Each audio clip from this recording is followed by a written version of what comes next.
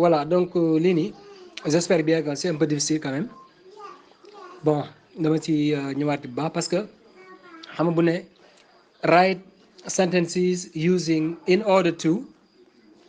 so as to ak to maanaam ñett yëpp pour lay tekk pour n'est-ce pas kon normalement boo ci amee benn phrase rek war naa mën a dem si yëpp daal voilà donc yi maanaam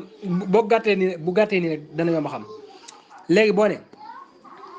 I work in order to help my family je travaille pour aider ma famille damay liggéey pour jàppale sama famille xam nga fi in order to nga utiliser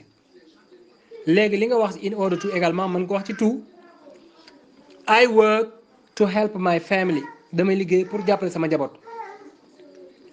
man ko wax également ci so as to I work so as to help my family mooy damay liggéey pour jàppale sama famille voilà nga xam ne donc c'est très simple c'est très facile à la fois benn phrase rek normalement boo ko amee bu baax war nga koo mën a jëfandikoo ci yëpp quoi parce que fii nii ñoom ñëpp ñoo bokk la ñu teg voilà lii laa waxoon quoi mais je sais qu'en fait c'est un peu difficile quand même voilà. ok baat bi nii dama see ñëwaat bu baax parce que dama gis ne ñu bëri xamoon fu mu war a nekkee li ñuy wax infinitif mooy li ñuy wax de tout infinitif ak fi muy joxeñee maanaam fi muy nekkee ci destination man destination jëmuwaay or direction dama direction ak fi nga xam ne dafay nekkee purpose ak fi mu nekkee position reserve donc receiver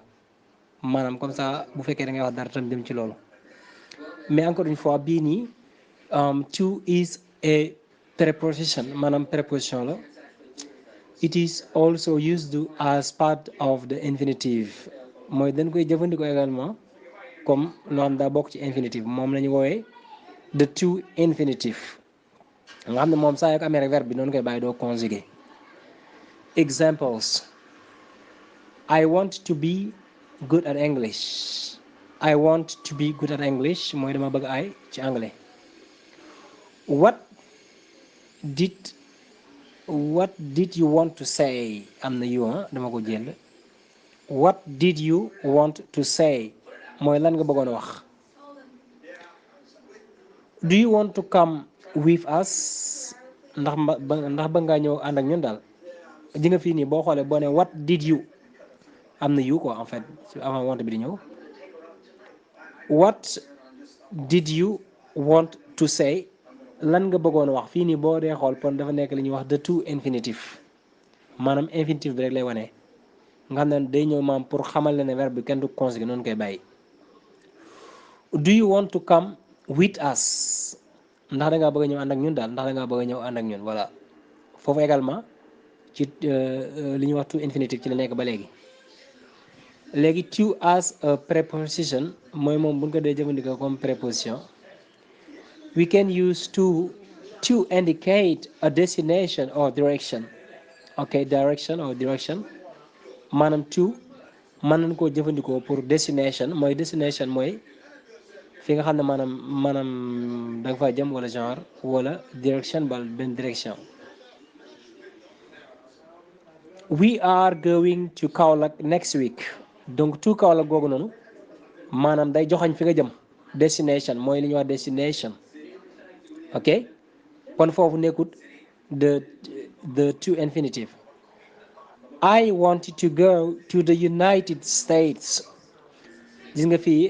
ni mu dajee ci phrase bi parce que da nga ne I want to go foofu moom the to infinitive la but if you say to the United States that means this is the destination or the direction maanaam fii moom joxoñuwaay bi la quoi jëmuwaay bi lay moom lay wanee foofu noonu ok to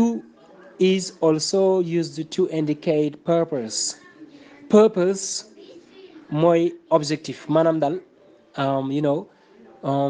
li tax ngay def dara wala li jubluwaay bi en général li ko tax a jóg I am here to work di nga to work gi nekkut the to infinitive mais bi ngir lay teg pour c'est-à-dire dama nekk fii ngir liggéey dama fa nekk pour liggéey I am not here to wander around to wander around mooy maanaam li naan wàññee poto rek dal en fait comme ça nekkuma fi daal pour falaane quoi nekkuma fi pour doxantu wala nekkuma pour wëreelu daal comme on dit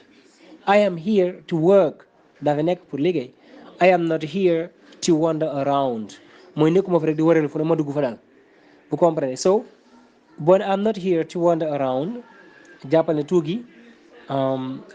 purpose la quoi ok li tax maanaam ngay def dara quoi en fait parce que dana nekkuma fi pour wëreelu you understand